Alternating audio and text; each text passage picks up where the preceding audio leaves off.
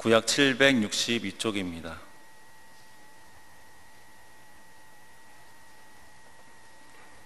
욥기 2장 1절에서 10절 우리 다 함께 봉독하시겠습니다. 시작. 또 하루는 하나님의 아들들이 와서 요 앞에 서고 사탄도 그들 가운데 와서 요 앞에 서니 여호와께서 사탄에게 이르시되 내가 어디서 왔느냐. 사탄이 여호와께 대답하여 이르되 땅을 두루 돌아 여기저기 다녀왔나이다. 여호와께서 사탄에게 이르시되 내가 내 종 욥을 주야여 보았느냐. 그와 같이 온전하고 정직하여 하나님을 경외하며 악에서 떠난 자가 세상에 없느니라. 내가 나를 충동하여 까닭없이 그를 치게 하였어도 그가 여전히 자기의 온전함을 굳게 지켰느니라. 사탄이 여호와께 대답하여 이르되 가죽으로 가죽을 바꾸오니 사람이 그의 모든 수혜물로 자기의 생명을 바꾸올지라. 이제 주의 손을 펴서 그의 뼈와 살을 치소서. 그리하시면 틀림없이 주를 향하여 욕하지 않겠나이까. 여호와께서 사탄에게 이르시되 내가 그를 내 손에 맡기노라. 다만 그의 생명은 해하지 말지니라. 사탄이 여호와 앞에서 물러가서 욥을 쳐서 그의 발바닥에서 정수리까지 종기가 나게 한지라. 욥이 제 가운데 앉아서 질그릇 조각을 가져다가 몸을 긁고 있더니 그의 아내가 그에게 이르되 당신이 그래도 자기의 온전함을 굳게 지키느냐. 하나님을 욕하고 죽으라. 그가 이르되 그대의 말이 한 어리석은 여자의 말 같도다. 우리가 하나님께 복을 받았은즉 화도받지 아니하겠느냐 하고 이 모든 일에 욥이 입술로 범죄하지 아니하니라. 아멘.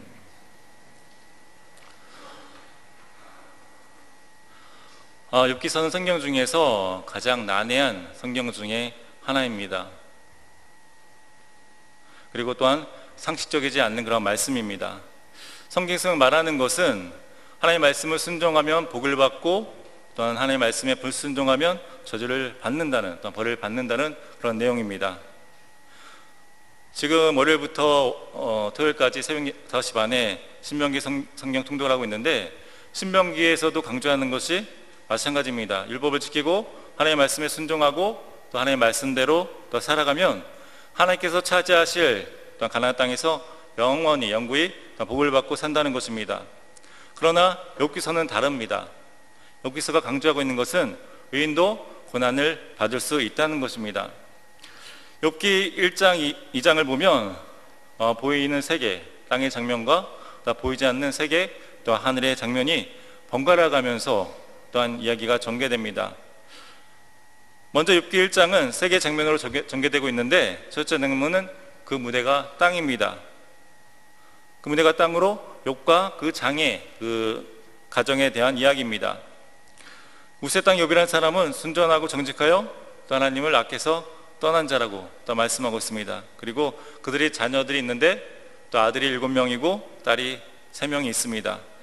그리고 그의 수요물들을 보면 양이 7천이고 또 양이 3천이고 소가 500결이고 또 암나귀가 500마리가 있습니다. 또한 종들도 많이 있고 또한 동방에서 가장 큰 부자라고 말씀합니다. 요즘으로 따지자면 재벌 중에 재벌인 그런 부를 가지고 있는 사람입니다. 그는 세상에 필요한 모든 것을 가지고 있는 사람입니다. 행복으로 따지자면 행복 1순위에 드는 그런 사람이었습니다. 그런데 우리가 잘 알듯이 이렇게 부유하면서 또 하나님을 잘 섬기기란 쉽지만은 않습니다. 너무나 어렵습니다. 그래서 많은 사람들이 힘들고 어려울 때는 수변경에 나와가지고 하나님 부르짖고 찾으면서도 또 사정이 나아지면 하나님께 떠나는 그런 모습을 많이 볼 수 있습니다. 하지만 오늘의 말씀의 욥은 그렇지 않았습니다. 신앙인으로서 하나님께 칭찬을 받는 사람입니다. 그리고 둘째 장면을 보면 그 무대가 땅에서 또 하늘로 바뀌고 천상에 있때 하나님과 사탄이 욥의 신에 대해서 또한 대화를 합니다. 하나님께서는 욥에 대하여 그와 같이 순전하고 정직하여 하나님을 경외하며 악에서 떠난 자가 세상에 없다고 말씀을 하십니다. 하나님께서 욥을 칭찬하니까 거기에 옆에 있다가 사탄이 가만히 있지 않죠. 사탄 하나님 말씀에 동의하지 않고 1장 9절 이하에 보면 욥을 참소합니다. 왜 욥이 까닭없이 하나님을 경외합니까? 주께서 그의 집과 그의 모든 수요물을 울타리로 두르심 때문이 아니니까. 주께서 그의 손으로 하는 모든 바를 복되게 하사 그의 수요물을 땅에 넘치게 하셨음이니이다. 이제 주의 손을 펴서 그의 모든 수요물을 치십시오. 그리하시면 틀림없이 주를 향하여 욕하지 않겠나이까. 하나님 모르시겠습니까? 사탄의 괴계를. 그러나 하나님께서는 사탄에게 그 권한을 줍니다. 1장 10절에 보면 여호와께 사탄에게 이르시되 내가 그의 소유물을 다 내 손에 맡기노라. 다만 그의 몸에는 손을 대지 말지니라. 사탄이 곧 여호와 앞에서 물러가니라. 어떻게 보면 하나님이 사탄의 속임수에 넘어가 또한 사탄과 타협하는 그러한 장면처럼 또한 보이기도 합니다. 그러나 또 한편으로는 하나님께서 그만큼 또 욥을 신뢰한다는 또한 반증이기도 합니다. 욥을 신뢰하기에 욥의 믿음에 확신이 있게 하나님은 사탄의 제한을 허락하신 것입니다. 고린도전서 10장 13절에 보면 사람이 감당할 시험 받기는 너희가 당한 것이 없나니 오직 하나님은 미쁘사 너희가 감당하지 못할 시험 당함을 허락하지 아니하시고 시험 당할 즈음에 또한 패할 길을 내사 너희로 능히 감당하게 하시느니라 라고 말씀합니다. 그렇습니다. 하나님께서 욥에 대한 확신이 있었기 때문에 또한 신뢰가 있었기 때문에 허락을 한 것입니다.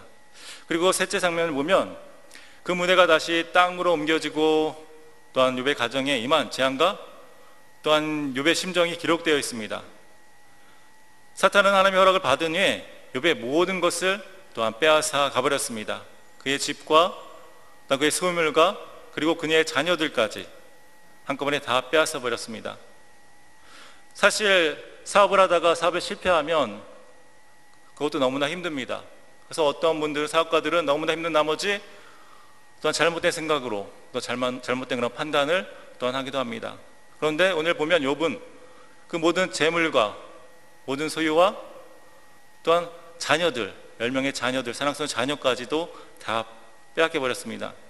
그때 욥의 심정이 어땠는지 욥기 1장 20절에 잘 말씀하고 있습니다. 욥이 일어나 겉옷을 찢고 또 머리털을 밀고 땅에 엎드려 예배하며. 구약 성경에 보면 이런 표현이 많이 나오는데 옷을 찢고 또 머리털을 미는 그러한 것은 극심한 슬픔을 표현할 때 하는 것입니다. 그리고 땅에 엎드려 예배했다는 말은 한글 개역 성경에 보면 경배하며라고 번역하고 있습니다. 즉 욥은 말로 표현할 수 없을 정도로 고통스럽지만 하나님이 자기의 주신 일로 믿고 또 순응하겠다는 것이며 또 그것을 받아들이겠다는 겸허한 그런 태도인 것입니다. 욥은 1장 20절에 보면 어리석은 말로 또 하나님 원망하지 않았습니다. 이 모든 일에 욥이 범죄하지 아니하고 하나님을 향하여 원망하지 아니하니라. 사실 여기까지 욥이 당한 그 시험은 환난은 너무나 힘듭니다. 이대로 사탄의 시험이 끝났으면 좋으련만 사탄의 목표는 무엇입니까? 또 하나님이 칭찬하시는 그 욥, 하나님의 자녀를 쓰러뜨리는 것이 사탄이 목표입니다. 그러기에 사탄은 계속해서 끈질기게 기회를 노립니다. 우리가 사탄의 유혹을 이겨내기 힘든 까닭도 바로 여기에 있습니다. 사탄은 믿음의 자녀들을 포기하지 않습니다. 계속해서 우리의 약점들을 이용하고 우리를 유혹하고 또 방심하게 만들어서 또 우리가 하나님을 떠나게 하고 우리를 넘어뜨리려 하고 있는 것입니다. 그래서 베드로전서 5장 8절에 보면 근신하여 깨어 있으라고 또 말씀하는 것입니다. 여기서 근신은 마음에 일어나는 온갖 욕정을 억누르고 영적으로 각성을 하는 말입니다. 그리고 깨어 있으란 말은 마치 파수꾼이 군대에서 보초하는 그 사람이 지금을 경계하듯이 정신을 차리고 또한 긴장하는 그러한 것입니다. 그렇게 하지 않으면 사탄의 괴계에 넘어가서 결국 또 하나님을 떠나버릴 수밖에 없기 때문입니다.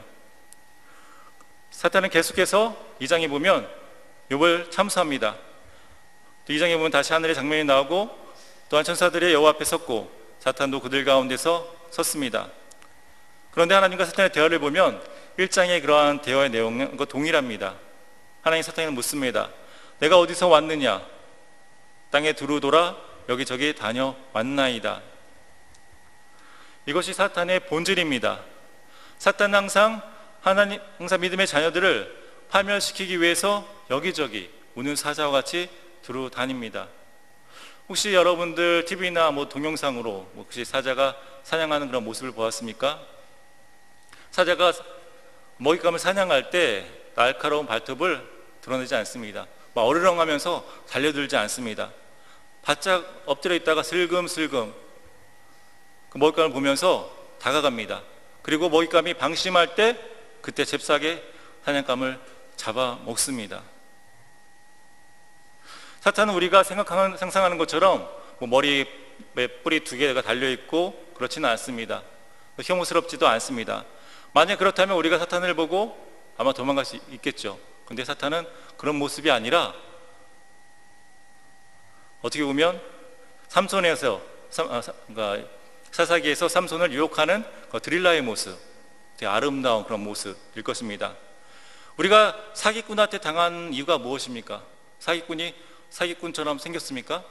안 그렇습니다. 평범하게 생겼습니다. 좀 정직하게 보이는 사람도 있더라고요. 그러니까 쉽게 넘어가는 것입니다. 마찬가지로 사탄도 그런 모습으로 위장하고 때로는 우리에게 나타나서 또 우리를 또한 하나님을 떠나게 또 만들게 것입니다. 사탄이 어떤 존재입니까?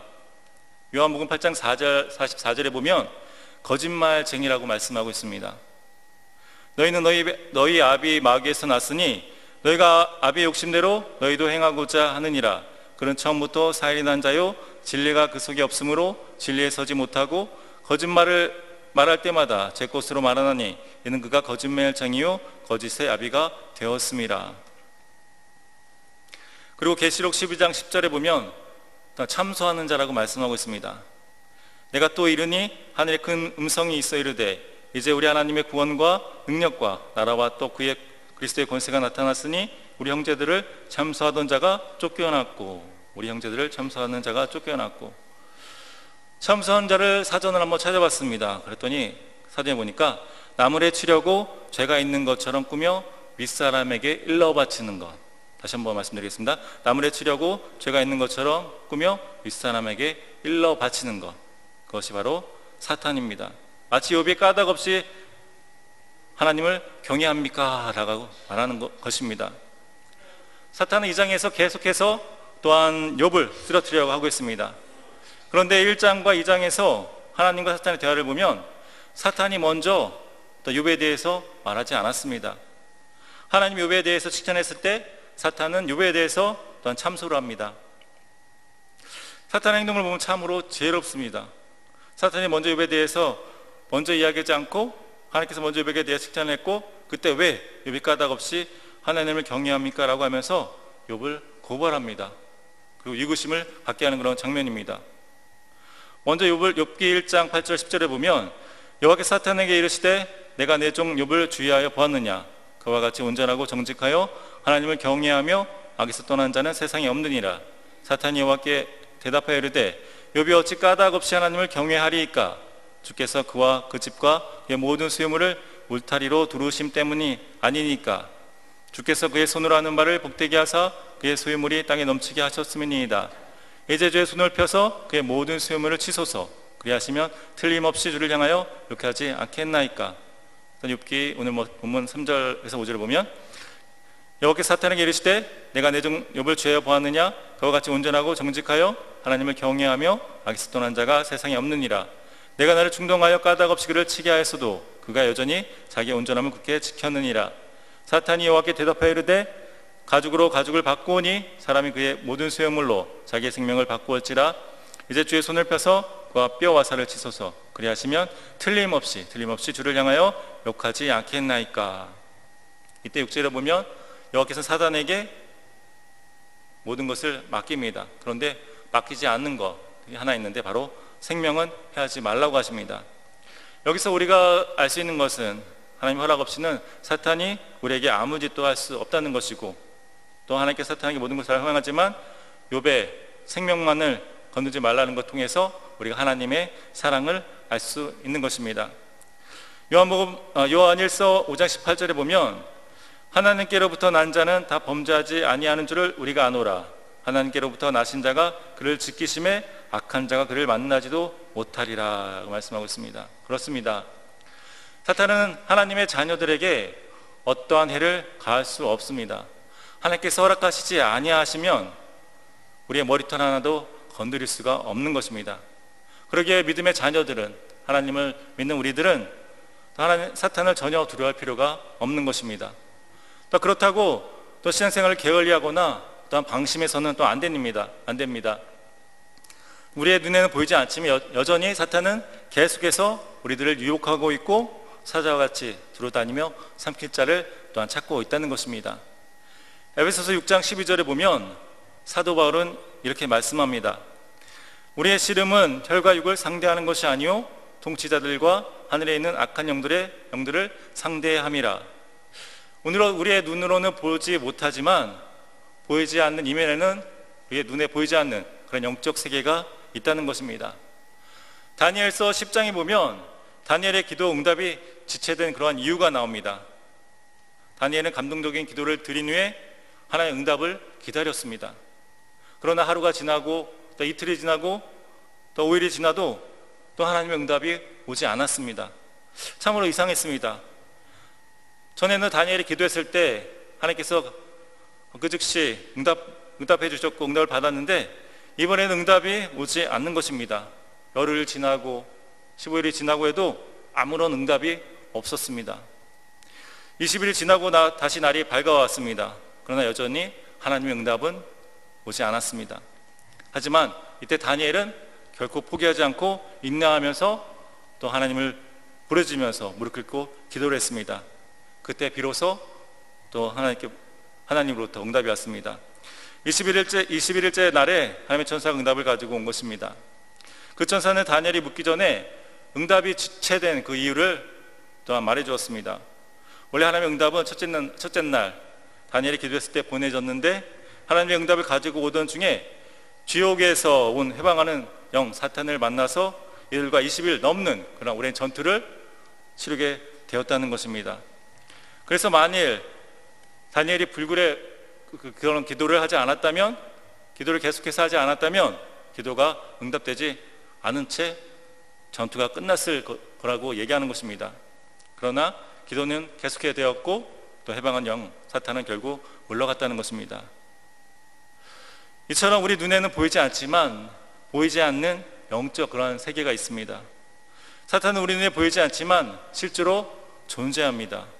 또한 기도에 대항해서 싸울 수 있는 또한 상당한 능력을 또 가지고 있음을 우리는 볼 수 있습니다. 우리가 눈으로 볼 수는 없지만 우리 삶 속에서 영적 전투가 계속해서 벌어지고 있는 것입니다. 그런데 문제는 많은 그리스도인들이, 많은 신앙인들이 이 전투가 또 어디서 일어나고 있는지를 의식조차 하지 못하고 살아가는데 애는다는 것입니다. 그래서 많은 그리스도인들이 패배를 경험하고 좌절하며 살아가고 있습니다. 고린도전서 9장 27절에 보면 사도 바울은 이렇게 말씀합니다. 내가 내 몸을 쳐 복종하게 함은 내가 남에게 전판 후에 자신이 도리어 버림을 당할까 두려워함이로다. 바울이 어떤 사람입니까? 신앙의 사람입니다. 믿음의 사람입니다. 그런데 그런 그도 이렇게 걱정을 하는 것입니다. 혹시나도 자기 믿음이 잘못돼서 구원을 받지 못할까 하는 그런 근심이 있는 것입니다. 신앙생활은 보이지 않는 영적 전쟁입니다. 보이지 않는 세계에서 이기기 위해서는 우리는 항상 깨어 있어 또 하나님을 의식하며 또한 살아야 합니다. 우리가 늘 깨어 있어 하나님 말씀 보고 늘 깨어서 또 기도하는 이유가 바로 여기에 있는 것입니다. 우리가 하나님을 의지하지 않으면, 기도하지 않으면, 하나님의 말씀을 보지 않으면 우리가 하나님 사탄으로부터 또한 패배하기 때문입니다. 그렇기 때문에 여기 있는 우리 성도님들은 항상 기도에 힘쓰시고 또 하나님의 말씀을 또한 묵상하는 데 또 힘쓰기 바랍니다. 실제로 보면 하나님 허락을 받은 사탄은 욥을 쳐서 그의 발바닥에서 정수리까지 종기가 나게 합니다. 개역 한글에 보면 악창이라고 또한 말씀합니다. 그렇기 때문에 여기서 종기는 우리가 아는 그런 종기가 아니라 치료 불가능한 그러한 종기인 것입니다. 얼마나 가려웠던지 욥은 기왓장으로 온몸을 또한 긁습니다. 당연히 피가 나고 또한 곪을 것입니다. 그리고 상처가 나서 딱지가 앉았을 것입니다. 또한 그것이 반복되니까 얼굴과 온몸이 만신창이가 되었을 것입니다.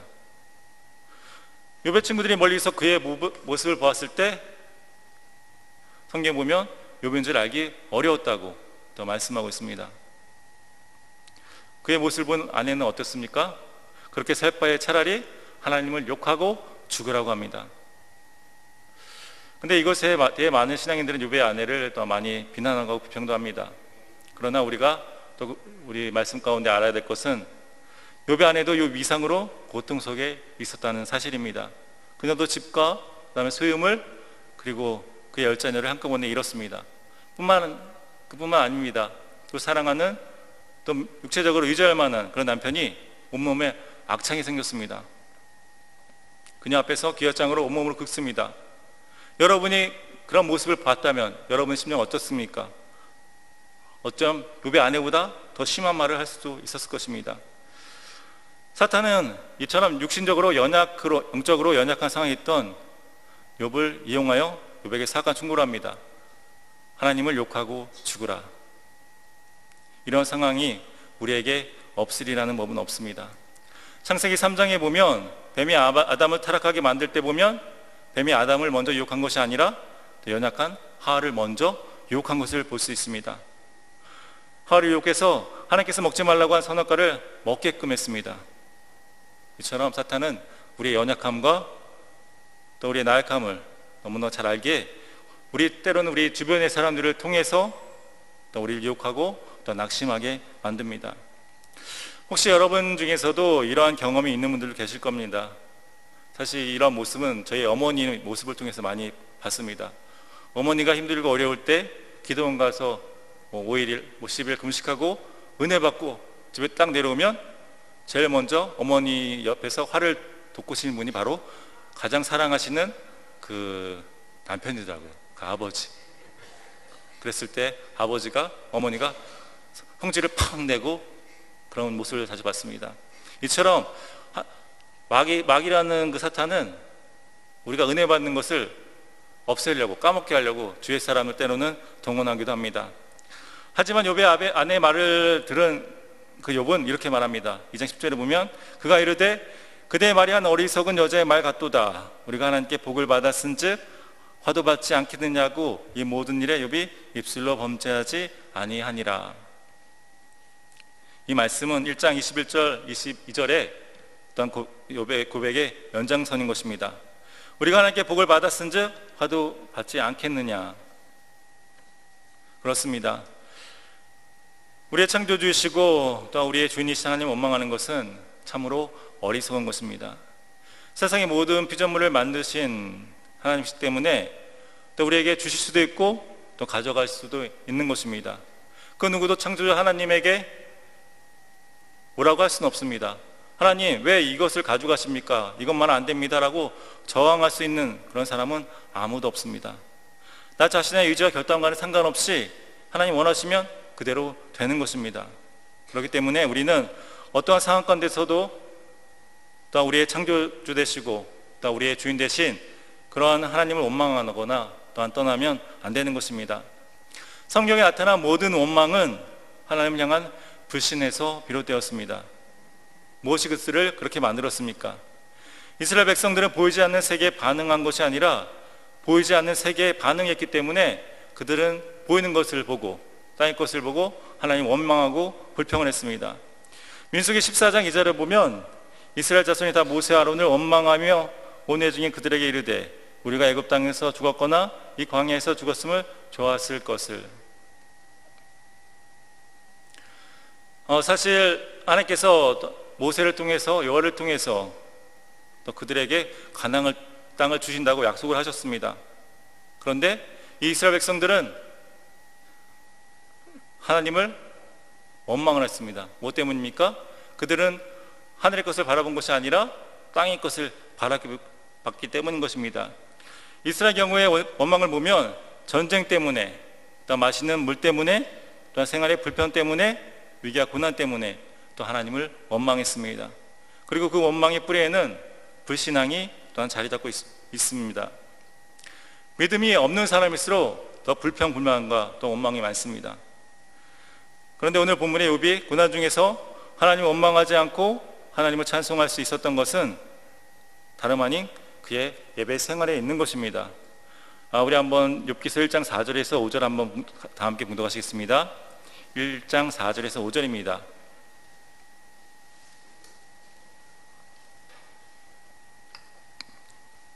시작. 그의 아들들이 자기 생일에 각각 자기 집에서 잔치를 베풀고 그의 누에 3명도 청하여 함께 먹고 마시더라. 그들이 차례대로 잔치를 끝내면 욥이 그들을 불러다가 성결하게 하되 아침에 일어나서 그들의 명수대로 번제를 드렸으니 이는 욥이 말하기를 혹시 내 아들들이 죄를 범하여 마음으로 하나님을 욕되게 하였을까 함이라. 욥의 행위가 항상 이러하였더라. 욥의 행위가 항상 이러하였더라. 예배는 욥에 있어서 어떻게 보면 삶이었습니다. 그는 예배를 통해서 또 하나님을 만났고 또 하나님을 경험했습니다. 그러기에 그는 하나님이 어떠한 분이시기 알기 때문에 힘들고 고통스러운 그런 가운데도 또 어리석은 사람처럼 하나님을 원망하지 않을 수 있었던 것입니다. 그는 자신이 받는 고통이 엘리스바스가 말한 것처럼 하나님 앞에서 죄를 지었기에 징계받는다고 그는 생각하지 않았습니다.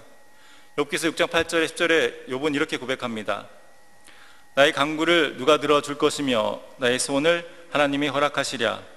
이는 곧 나를 멸하시기를 기뻐하사 하나님이 그의 손을 들어 나를 끊어버리실 것이라. 그러할지라도 내가 오히려 위로를 받고 그칠 줄 모르는 고통 가운데서도 기뻐하는 것은 내가 거룩하신 이의 말씀을 거역하지 아니하였음이니라. 이처럼 욥은 보이는 세계를 보고 반응한 것이 아니라 보이지 않는 세계에 반응했습니다. 비록 욥은 자신이 지금 겪고 있는 모든 상황을 잘 이해하지는 못했지만 고통의 순간에도 또 세상을 바라보는 것이 아니라 또 하나님을 의식하고 하나님을 바라보았습니다. 그러기에 그칠 줄 모르는 고통스럽고 또 절망스러운 그런 상황 가운데서도 또 하나님을 어리석은 말로 하나님을 원망하지 않고 하나님을 찬송할 수 있었던 것입니다.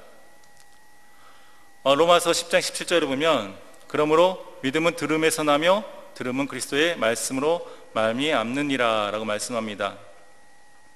그러면 여기에 계신 우리 성도님들은 예배 생활에 최선을 다하십시오. 믿음 우리가 예배하며 하나님 말씀을 듣는 가운데 생기는 것입니다. 그렇기 때문에 여기 있는 우리 성도님들은 항상 예배하는 데 힘쓰시고 또 예배를 모이는데 또 사모하길 바랍니다. 예배 가운데 주님을 알고 또 경험을 통해서 또 하나님이 어떠한 분인가를 바로 알아 다 보이는 그러한 세계에 반응하는 것이 아니라 보이지 않는 세계에 반응하셔서 또 우리의 믿음으로 또 하나님을 감동하게 하시는 우리 모두가 되기를 또 주님의 이름으로 간절히 또한 소원합니다. 기도하시겠습니다.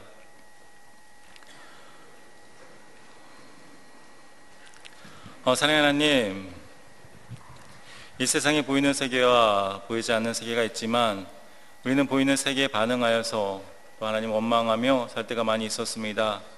아버지, 그런 저희를 용서하여 주시고 또 이제부터라도 보이지 않는 세계를 믿음으로 반응하여서 또 하나님을 실망시키지 않고 또 하나님을 감동하게 하는 그런 삶을 살아갈 수 있도록 우리에게 믿음을 허락하여 주시옵소서.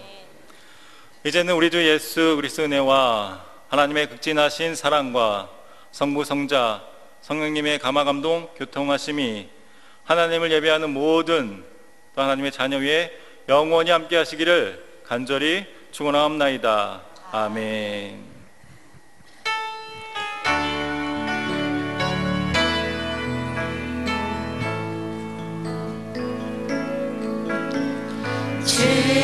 주님 다시 오실 때까지 나는 이 길을 가리라. 좁은 길 나의 십자가